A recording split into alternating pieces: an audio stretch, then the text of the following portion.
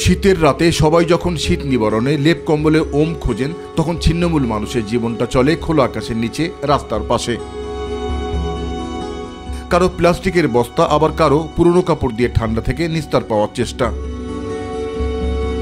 কনকনে ঠান্ডার অনুভূতি থেকে বাঁচতে কেউ আবার খোলা আকাশের নিচে ব্যস্ত থাকেন আগুনের তাপ নিতে। তো আমাদের শীতের আগুন জ্বালাই থাকা লাগে এবং শীতের রক্ষা করা লাগে আগুন দিয়ে। আগে সরকার গেছে, আগেও কিছু পাইছি না, নতুন সরকার আছে, আমরা আশা করছি কিছু দিবে।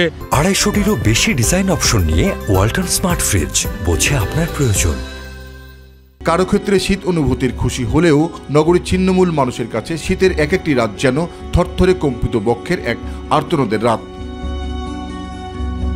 যাদের শহরে মাথা গোঁজার ঠাঁই তো দূরের কথা, প্রয়োজনীয় শীত বস্ত্রের অভাবে তাদের বেঁচে থাকতে হচ্ছে শীতের সঙ্গে লড়াই করে। আপনার মতো আমরা ইনকাম নাই, 500-600 টাকা ভাই, 2 বেলা 3 বেলা খানি জায়গা 200 টাকা বাসা ভাড়া করতে দিব। ঠান্ডা তো লাগবে, ঠান্ডা লাগবে, কিছু করার নাই, কিছু করার নাই।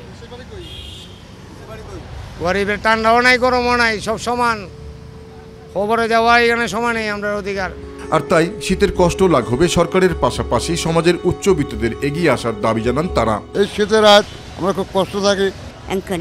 ঠান্ডা লাগে দাদু, ঠান্ডার মাঝে আমরা কোনো ইয়ে করতাম পারি না, ঘুরতাম পারি না, ঘুমাইতাম পারি না।